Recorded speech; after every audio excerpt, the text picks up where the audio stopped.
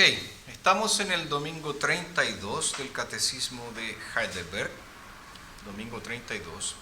Y en este domingo 32 vamos a tratar las preguntas 86 y 87. Y yo he titulado la lección de hoy, ¿libres para qué? Y quiero que leamos un texto que se encuentra en la carta del apóstol Pablo a los Romanos, capítulo 6, Romanos capítulo 6, versículo 11. Dice así también ustedes consideren que están muertos para el pecado, pero que están vivos para Dios en Cristo Jesús. Consideren que están muertos para el pecado, pero que están vivos para Dios en Cristo Jesús. Hemos sido liberados de la esclavitud del pecado, hemos sido redimidos por el Señor. ¿Y hemos sido redimidos para qué? ¿Con qué objetivo? Bueno, aquí entonces estas preguntas nos dan alguna luz acerca de eso. Pregunta 86 dice: si somos liberados por Cristo de todos nuestros pecados y miserias, sin merecimiento alguno de nuestra parte, sino solo por la misericordia de Dios, ¿por qué hemos de hacer buenas obras? La respuesta es porque después de que Cristo nos ha redimido con su sangre, nos renueva también con su Espíritu Santo de su imagen, a fin de que en toda nuestra vida nos mostremos agradecidos a Dios por tantos beneficios y que Él sea glorificado por nosotros. Además de esto, para que cada uno de nosotros sea asegurado de su fe por los frutos. Y finalmente, para que también por la piedad e integridad de nuestra vida ganemos a nuestro prójimo para Cristo. La pregunta 87 dice: luego, ¿no pueden salvarse aquellos que siendo desagradecidos y perseverando en sus pecados no se conviertan a Dios de su maldad? La respuesta es de ninguna manera, porque como lo testifican las Sagradas Escrituras, no heredarán el reino de Dios los fornicarios, los idólatras, los adúlteros, los ladrones, los avaros, los borrachos, los maldicientes. Esas entonces son las preguntas de este domingo 32, preguntas 86 y 87. Si hacemos un poquitito de memoria, estas preguntas 86 y 87 abren la tercera división del catecismo de Heidelberg. Este catecismo está dividido en tres grandes partes. La primera, que nos habla de nuestra miseria. La segunda es aquella que nos habla de nuestra redención. Y la tercera es aquella que nos habla de la gratitud. Por lo tanto, aquí en estas preguntas 86 y 87 tenemos el inicio de esta tercera parte que se refiere a la gratitud. Es decir, cómo frente a esta salvación tan grande que hemos recibido del Señor, frente a esta misericordia tremenda de nuestro Dios, vivimos ahora. Nosotros vivimos en una gratitud constante, permanente a Dios. Ahora, ¿cómo se expresa esa gratitud? Es lo que vamos a ver de aquí en adelante. Fíjense que una de las principales críticas a la visión cristiana de la salvación, especialmente en su expresión reformada, es que la salvación solo por la gracia, por medio de la fe, conduce al libertinaje moral. No sé si alguna vez ya han escuchado eso, lo han leído en alguna parte. Claro, ustedes creen que son salvos solo por la gracia, entonces como son solo por la gracia, ustedes se portan como quieren, ustedes hacen lo que quieren, porque son salvos por la gracia. Ahora, si no podemos ganar ni un ápice de liberación del pecado mediante nuestras buenas obras, ¿por qué entonces hacer el bien? Es decir, si la salvación es solo por la gracia, por medio de la fe, Si la salvación no es por obras, como nos dice la Escritura, si nosotros no podemos ganar la salvación por obras, como nos dice la Escritura, entonces, ¿para qué hacer buenas obras? ¿Cuál es el propósito de hacer buenas obras? Bueno, el Catecismo, en la pregunta 86, nos da 5 razones por las cuales nosotros debemos hacer buenas obras. La primera de ellas es que nosotros hacemos buenas obras porque el Espíritu Santo está obrando en nosotros para hacernos como Jesús. Hacemos buenas obras porque el Espíritu Santo que mora en nosotros está obrando para que nosotros seamos como Jesús. Pablo, en 2 Corintios, capítulo 3, verso 18, dice lo siguiente: por tanto, todos nosotros, mirando a cara descubierta como en un espejo la gloria del Señor, somos transformados de gloria en la misma imagen como por el Espíritu del Señor. Es decir, estamos siendo transformados. El Espíritu Santo nos está renovando. El Espíritu Santo nos está haciendo como Cristo. Como Cristo. Entonces este Espíritu que nos hizo nacer de nuevo, este Espíritu que nos regeneró, también nos permite creer que Él obrará para santificarnos. Y parte de la santificación es hacer la voluntad de Dios en cuanto a las buenas obras. Entonces, primera razón que nos da el Catecismo de Heidelberg a la pregunta: ¿por qué tenemos que hacer buenas obras si somos solo salvos por la fe? Bueno, porque el Espíritu Santo está obrando en nosotros la santificación. Segunda razón: nosotros hacemos buenas obras por gratitud. Por gratitud. Ojo, esto no quiere decir que Dios nos salva y después nosotros trabajamos, ¿verdad?, el resto de nuestra vida para devolverle el favor. Me imagino que a algunos de ustedes ya les ha pasado eso. Una persona les hizo un favor y ustedes después buscan alguna manera de devolverle el favor. Siempre estando dispuestos, siempre estando atentos. En fin, nosotros hacemos eso. Tal vez porque nos sentimos en deuda. Pero no hacemos buenas obras porque nos sentimos en deuda, sino más bien por gratitud. Hacemos el bien porque esta maravilla que es nuestra salvación produce tal agradecimiento en nuestros corazones que nos complace verdaderamente servir a Dios, que encontramos deleite en servir a Dios, que encontramos alegría en servir a Dios. Segunda razón, entonces, hacemos el bien por gratitud. Tercera razón por la cual hacemos buenas obras. Bueno, hacemos buenas obras para que Dios sea alabado por las obras que realizamos en su nombre. Para que el Señor sea alabado por nuestra conducta.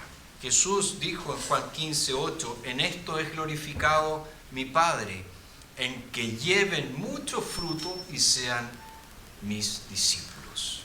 ¿Y fruto es qué? El fruto del Espíritu. Amor, gozo, paz, paciencia, bondad, benignidad, fe, templanza, todas esas cosas. Entonces nosotros hacemos el bien para que Dios reciba toda la alabanza, para que el Señor reciba toda la gloria, porque esa es la voluntad de Jesús. Cuarta razón por la cual debemos hacer buenas obras. Bueno, hacemos buenas obras para estar seguros de que tenemos una posición correcta ante Dios. ¿Qué quiero decir? Nosotros sabemos que solo la fe justifica, pero esta fe que justifica nunca está sola. Al dar buenos frutos, nosotros demostramos que efectivamente somos buen árbol. Y nos aseguramos, por otra parte, de nuestro llamamiento, de nuestra elección. Entonces fíjense qué tremendo consuelo es para un creyente el realizar buenas obras. Porque le aseguran a ese creyente de que realmente es salvo, de que realmente ha nacido de nuevo, de que realmente está unido a Cristo Jesús.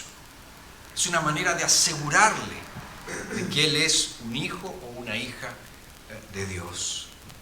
Y la última razón que nos presenta el Catecismo de Heidelberg para hacer buenas obras es que nosotros hacemos buenas obras para adornar el Evangelio.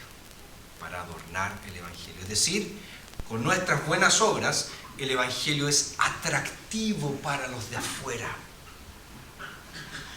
Ahora, ¿cuál es la triste realidad? La triste realidad es que nuestras buenas obras dejan tanto que desear, que en vez de ser atractivo el Evangelio, avergonzamos el Evangelio.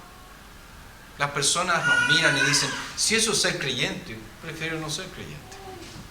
Si ser como esa mujer o como ese hombre es ser cristiano, prefiero no ser cristiano, porque ¿cuál es la diferencia en la vida de esa persona? ¿Cuál es la diferencia en la vida de él o de ella? Ninguna. Pero debemos recordar que una de las razones por las cuales nosotros hacemos buenas obras es para mostrar el Evangelio en toda su belleza, en toda su gloria, en toda su plenitud. Que las personas puedan ver, ojo, que no somos perfectos porque la perfección no está destinada para esta vida, pero sí que puedan ver en nosotros la obra de Dios, la obra del Espíritu Santo de Dios. Y así entonces el Evangelio sea adornado. Preguntas hasta aquí.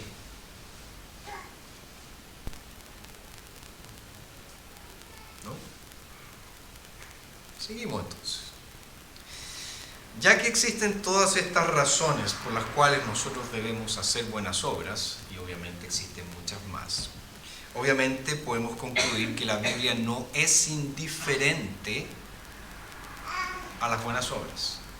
No es que a Dios le dé exactamente lo mismo. Bueno, si ustedes quieren hacen buenas obras, si no quieren, da lo mismo. Total, igual son salvos, igual los amo. No. Fíjense que aquellos cristianos, o supuestos cristianos, que viven en un pecado habitual, que viven sin arrepentirse de ese pecado, demuestran ¿qué cosa? Que en realidad no son cristianos. Es cierto, insisto, todos nosotros tropezamos, como nos dice Santiago en su carta en el capítulo 3, como nos dice el apóstol Juan en su primera carta. Todos nosotros pecamos. Pero ojo, hay una gran diferencia entre caer en el pecado y sumergirse en el pecado, entregarse al pecado totalmente. Y no importa el pecado, puede ser orgullo, puede ser calumnia, puede ser robo, puede ser codicia, puede ser inmoralidad sexual. Si nosotros nos entregamos a él, si vivimos en ese pecado con un gozo particular, no vamos a heredar el reino de Dios. En pocas palabras, las personas que caminan día tras día en el mismo pecado, sin luchar, sin arrepentirse, van directamente al infierno. Tenemos algunos ejemplos bíblicos de eso. Primero los Corintios capítulo 6, versos 9 y 10. Dice, ¿no saben que los injustos no heredarán el reino de Dios? No se engañen, que ni los inmorales sexuales, ni los idólatras, ni los adúlteros, ni los afeminados, ni los homosexuales, ni los ladrones, ni los avaros, ni los borrachos, ni los calumniadores, ni los estafadores heredarán el reino de Dios. Gálatas capítulo 5, versos 19 al 21. Ahora bien, las obras de la carne son evidentes. Estas son inmoralidad sexual, impureza, desenfreno, idolatría, hechicería, enemistades, pleitos, celos, ira, contiendas, disensiones, partidismos, envidias, borracheras, orgías y cosas semejantes a estas, de las cuales les advierto, como ya lo hice antes, que los que hacen tales cosas no heredarán el reino de Dios. Juan en su primera carta capítulo 3, verso 14, dice: nosotros sabemos que hemos pasado de muerte a vida porque amamos a los hermanos. El que no ama permanece en muerte. Esos son algunos ejemplos bíblicos de esto que les acabo de mencionar. No hay cosa tal como un cristiano, que esté sumergido en el pecado, sin arrepentirse de ese pecado y realmente pueda creer que es salvo. Es cierto, hay muchas personas que creen ser salvas. Aquí mismo, en la iglesia, creen que son salvas. Pero su propia vida, su falta de arrepentimiento, su falta de confesión de pecados, revela que en realidad no tienen nada con Cristo. No están unidos a Cristo. Solo son religiosos.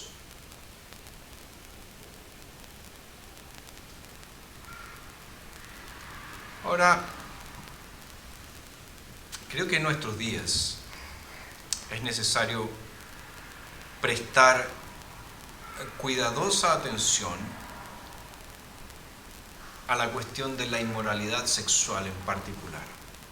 No que la inmoralidad sexual sea el mayor, el más grande de los pecados, sino que vemos que este es un gran tema hoy, porque está vinculado con toda esta ideología de género, con toda esta tolerancia que vemos tan presente en todos lugares, en los medios de comunicación social, en las películas, en los libros, hasta libros de niños pequeños.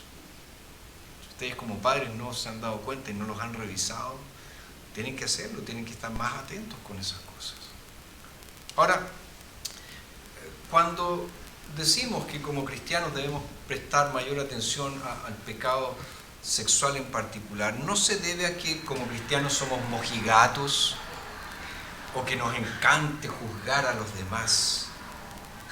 Más bien tenemos que hablar del pecado sexual en particular por el simple hecho de que cada vez más personas, incluso dentro de las iglesias, lamentablemente niegan llamar al pecado sexual inmoralidad sexual.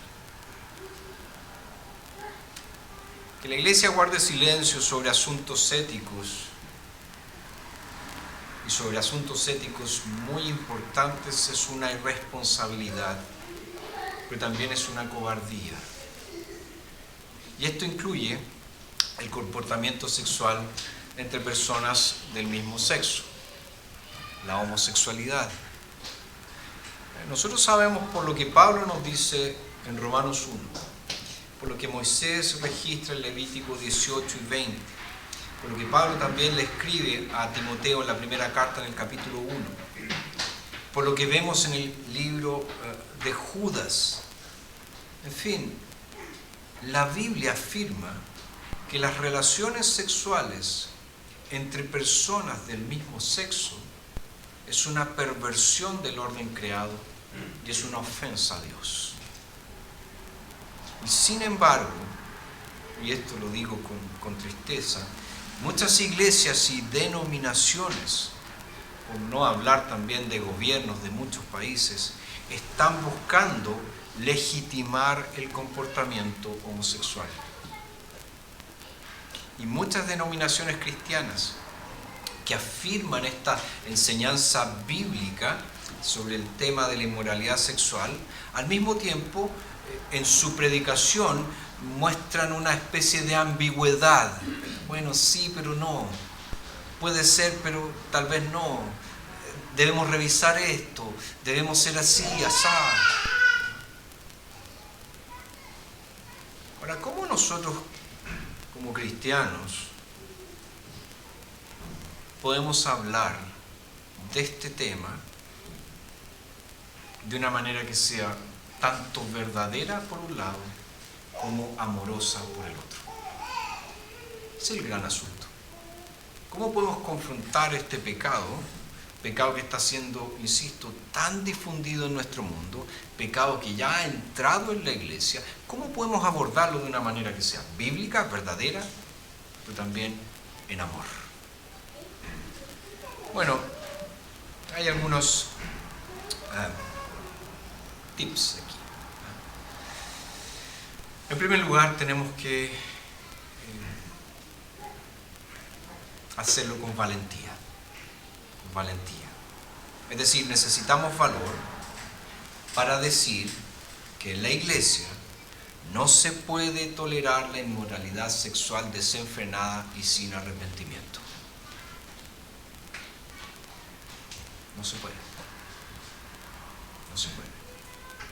Necesitamos valentía en nuestras iglesias, en nuestras denominaciones, para afirmar claramente, ojo, no solo en el papel, para afirmar claramente en nuestra predicación, en nuestras acciones, que la inmoralidad sexual desenfrenada y sin arrepentimiento debe ser reprendida. Pero debe ser reprendida con amor, no debe ser celebrada. En la iglesia no hay cabida para ese discurso del orgullo gay. No se puede celebrar el pecado. No es posible celebrar el pecado. Y especialmente nuestros jóvenes necesitan coraje para sobresalir en sus colegios y después en las universidades y defender allí la creencia de que el matrimonio es entre un hombre y una mujer y es para toda la vida. Estamos preparando a nuestros hijos para eso. Los estamos entrenando para eso. Para que el día de mañana, en medio de una clase en que les estén enseñando cosas contrarias a la palabra de Dios, ellos con mucho respeto y con mucho amor puedan decir, ese no es el plan de Dios para la humanidad. El plan de Dios para la humanidad es matrimonio entre un hombre y una mujer. Porque si no los preparamos hoy, el mundo va a meter muchas ideas equivocadas en sus cabezas. Necesitamos prepararlos. Entonces, primera cosa, necesitamos valentía. Valentía. Y ojo que, insisto, es una valentía que va revestida de amor. Valentía revestida de amor. Además de valentía, nosotros necesitamos humildad. Necesitamos humildad. ¿A qué me refiero con esto? Bueno, necesitamos examinar nuestro propio corazón y asegurarnos de que este valor que también necesitamos no se convierta en hostilidad y que nuestro amor por la palabra de Dios no se convierta en odio hacia aquellos que desobedecen la palabra de Dios. Por lo tanto, necesitamos pedirle al Señor que nos muestre nuestros propios puntos ciegos. Todos esos puntos ciegos que tú y yo tenemos y que no vemos en nuestra vida. Ya sea que estos puntos ciegos tengan que ver con el divorcio, o que estos puntos ciegos tengan que ver con la avaricia, o que estos puntos ciegos puedan tener que ver con la superioridad moral. Necesitamos pedirle, Señor, déjame ver dónde no estoy viendo. Y también necesitamos arrepentirnos, por ejemplo, de los chistes gays, de contar chistes gays, de reírnos de chistes gays.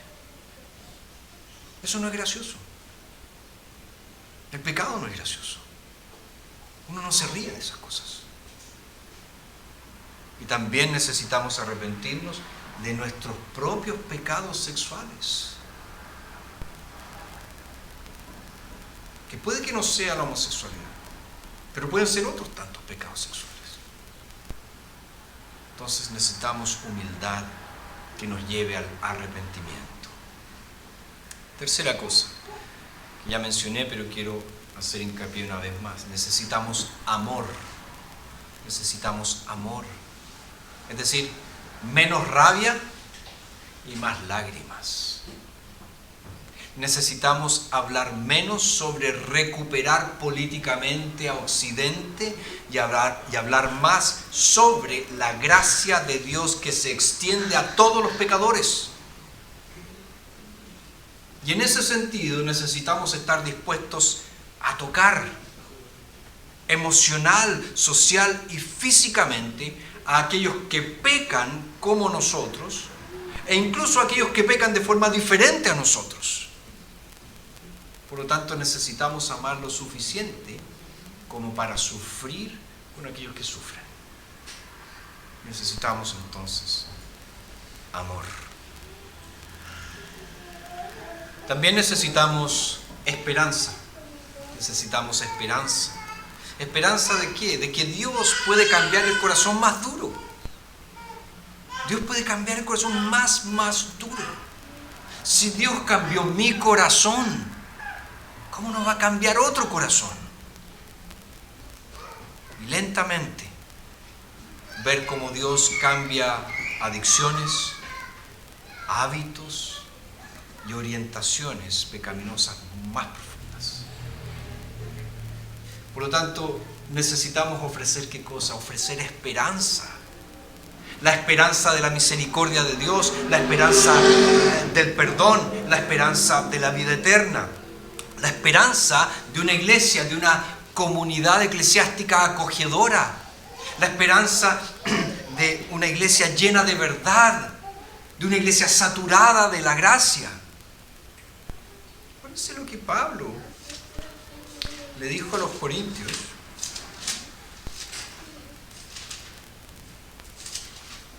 Nosotros leímos recién esos versículos, donde dice que los injustos no heredarán el reino de Dios, y después da una serie de pecados. Pero fíjense lo que dice el verso 11. Y esto eran algunos de ustedes.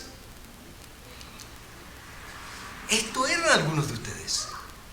Algunos de ustedes eran inmorales sexuales. Algunos de ustedes eran avaros. Algunos de ustedes eran borrachos. Algunos de ustedes eran estafadores. Algunos de ustedes eran idólatras. Ojo, eran. Ya no son. Porque fueron alcanzados por la gracia de Dios en Cristo Jesús. Entonces necesitamos esperanza. La esperanza que esa gracia produce en nosotros. La gracia maravillosa de Dios. Y por último, necesitamos oración. Necesitamos oración. Orar para que todas aquellas antiguas denominaciones, las denominaciones históricas, no hagan lo fácil, no sigan el camino fácil y traten de hacer felices a todas las personas, sino que hagan lo difícil y amoroso y llamen al pecado, pecado. ¿Para qué? Para que la gracia pueda ser gracia. Y Dios pueda mostrarse como el Dios que perdona nuestras iniquidades, que perdona nuestros pecados, que perdona nuestras maldades, que redime nuestra vida del hoyo y que nos sacia de bien. También necesitamos orar por aquellos que luchan contra la tentación sexual, sea esta pornografía, lujuria o atracción hacia personas del mismo sexo. También debemos orar para que nuestra iglesia sea un lugar acogedor para aquellos que luchan, para los pecadores, para aquellos que sufren con el pecado. Y también, y esto tal vez puede ser lo más difícil para muchos de nosotros, orar por aquellos que forman parte de la comunidad gay. Ojo, que es uno de los grupos menos alcanzados con el Evangelio de la tierra.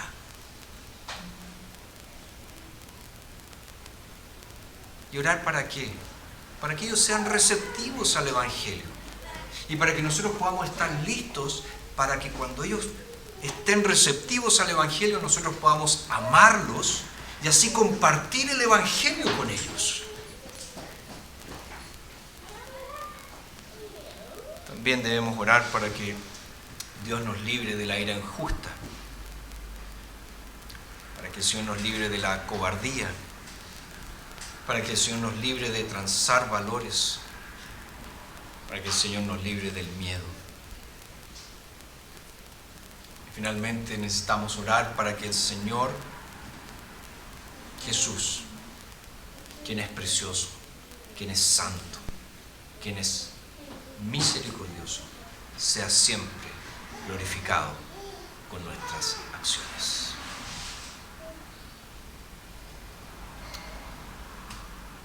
¿Dudas, preguntas, algún comentario, Pablo? Al final mencionaste la ira injusta. Me refiero particularmente cuando gente se enoja con todos estos que defienden el estilo de vida gay. Y se enojan y los tratan de una manera grosera, los tratan de una manera terrible, los tratan como si no fueran nada. Eso es la expresión de una ira injusta. Porque sabemos, en la palabra de Dios, que hay una ira santa. El Señor Jesucristo la manifestó en ocasiones. ¿Se acuerdan cuando Él se airó con los que estaban ahí alrededor por la dureza de su corazón? Cuando Él se airó con los que estaban en el templo y utilizaban el templo para cualquier cosa menos para adorar a Dios. Esas son expresiones de ira santa. Jesús no pecó en ninguna de esas ocasiones. Él estaba defendiendo la santidad de Dios. El problema es que nosotros cuando nos airamos, pecamos. Ahora, ¿hay una forma santa de ira? Sí. Pero necesitamos estar muy en sintonía con el Señor para poder expresarla. Porque creo yo que se expresa de una manera bien diferente a nuestra ira pecaminosa. Bien diferente. ¿Alguien más? ¿No? ¿Otro? Bueno, siempre me ha llamado la atención de los frutos del Espíritu, que estén así listados.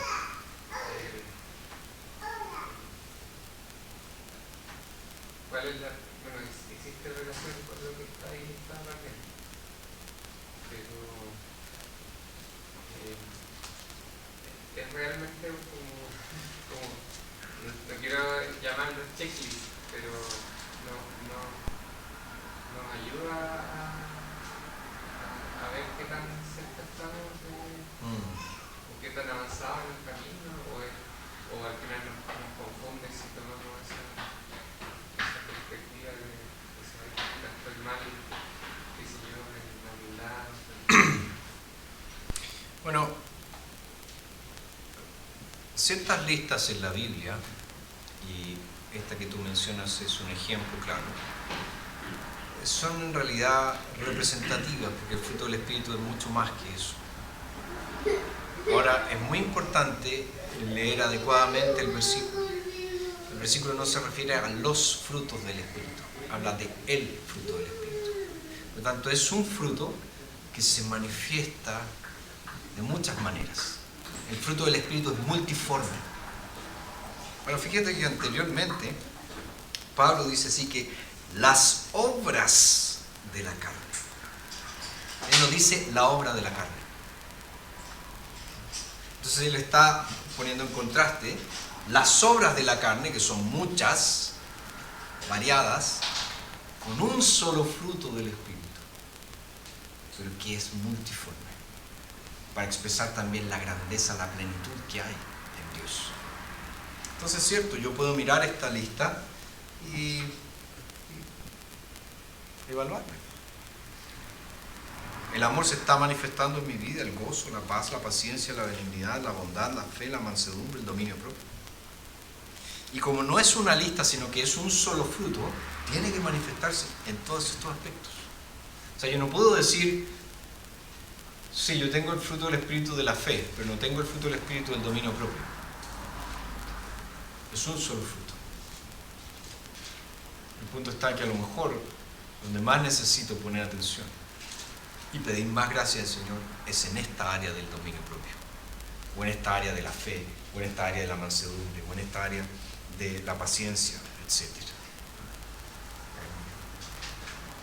Pero saber que es un solo fruto,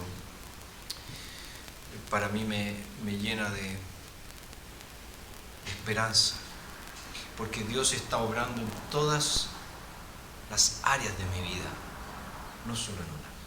Y cuando termina después empieza a obrar en otra, cuando termina después empieza a obrar en otra, sino que en todas las áreas de mi vida. Pero es bueno mirarla y evaluar y decir, hay algo aquí que no está siendo manifestado en mi vida. Necesito pedir más gracia al Señor. ¿Alguien más? ¿Alguien en la casa?